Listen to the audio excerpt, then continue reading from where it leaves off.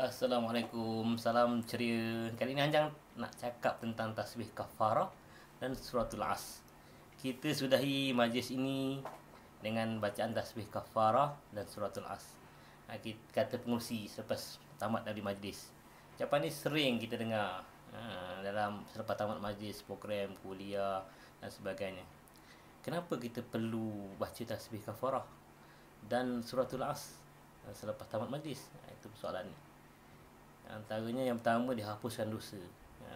Abu Jabir bin Mat'am melaporkan Nabi Muhammad SAW berkata atau bersabda, siapa yang membaca subhanallah bihamdihi subhanakallahumma wa bihamdika asyhadu an la ilaha illa anta astaghfiruka wa atubu ilaik, selepas majlis dihapuskan dosa ke atasnya.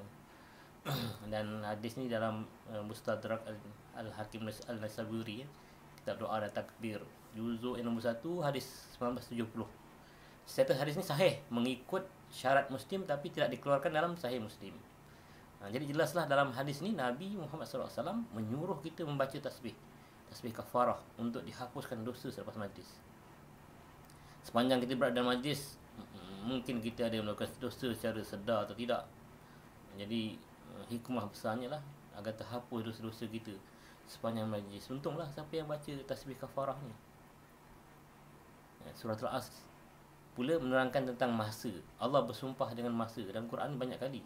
Tuan-tuan dan puan-puan, wal asri wad duha wal lail wal fajr was subhi. Ini menunjukkan pentingnya masa. Sampai Allah sendiri bersumpah dengan masa. Sebab tu kena jaga masa. Antara lain, surah Al-As juga menerangkan tentang erti kerugian.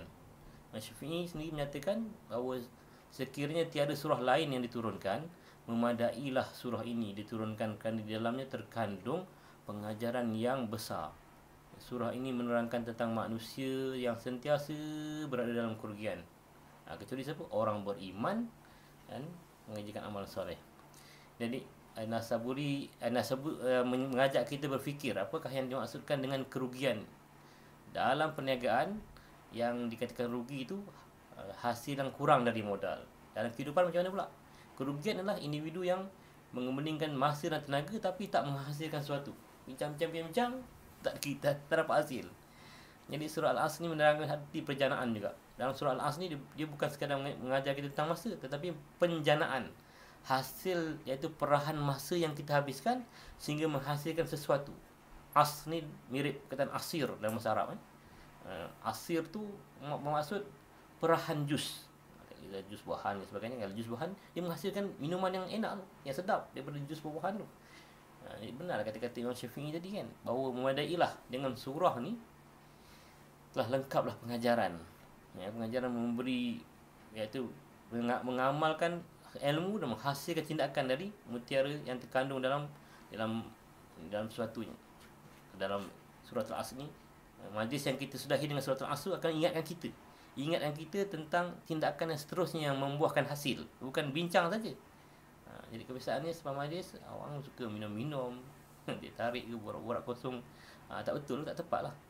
Ringkasnya kita kenalah amalkan amalan yang mudah ni selepas majlis, baca tasbih kafarah dan suratul As. Suratul Asri, bukan surah Wal Asri. Wal Asri itu ayat yang pertama, dia suratul As ataupun surah Al-As. Kadang-kadang kita dengar juga orang menyebut bacaan tasbih kifarah, bukan tasbih kafarah.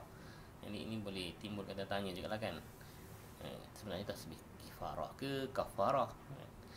Jadi sebenarnya tasbih kifarah ke kafarah? Kifarah tu artinya balasan Allah ke atas hamba-Nya yang mukmin, yang ketika hidup di dunia akibat dosa-dosanya yang dilakukannya, maka yang dikatakan kifarah. Kafarah pula bermaksud menutup. Kafarah tu menutup. Dari segi bahasa lah, al-kafru tu menutup. Dinamakan kafarah kerana menutup dosa dan mendapat keringanan dari Allah SWT. Dari sudut istilah pula, kafarah ialah perbuatan seperti membebaskan hamba, sedekah dan puasa yang boleh menghapuskan dosa dengan syarat-syarat tertentu. Jadi kafarah ni dilakukan atas faktor kecuaian manusia dalam tindakannya. Kedua-duanya perkataan ini sebenarnya memberi makna yang berbeza lah. Perkataan kifarah digunakan ketika ditimpa sesuatu musibah ataupun ujian dari Allah, seperti kaki terluka akibat jatuh, kena langgar ke dan sebagainya. Luka ataupun musibah yang terjadi itu adalah kifarah dari Allah atas sebab dosa-dosa yang lalu, sama ada kita sedar ataupun tidak sedar. Oleh itu kita kena sepatutnya menyebut tasbih kafarah, iaitu tasbih yang penghapus dosa-dosa. Jadi kita amal lah, kita biasakan yang sebutan yang betul. Itu juga ada yang menyebut subhanallah wa bihamdihi subhanakallahumma wa bihamdika nashhadu an la ilaha illa anta nastaghfiruka wa atubu ilaik. Kalau guna kata nama nun kami, nun kan, semua kena nun lah. Bukan boleh nun betul hujungnya hamzah pula kan. Jadi subhanallah bihamdi subhanakallahumma wa bihamdika nashhadu an la ilaha illa anta nastaghfiruka wa natubu ilaik. Nun semua. Kemudian kita tasbih kafarah ni bolehlah angkat tangan, kerana pada dia ada doa kan. Doa minta ampun, minta bertaubat. Tetapi membaca suratul Asr tu bukan doa. Jadi dia lebih pada ikrar kita nak jaga waktu, nak amalkan ilmu yang dipelajari. Jadi tak perlulah angkat tangan ketika wal asr. Habis tasbih kafarah tu, selesai doa. Wal asr tu kita baca tanpa angkat tangan. Dan itulah yang kita nak kongsikan pada kali ini. Mudah-mudahan ada kebaikan. Kalau ada salah silap, saya mohon ampun dan maaf. Dan kita jumpa lagi insya-Allah. Wabihi wallahu a'lam. Assalamualaikum warahmatullahi wabarakatuh.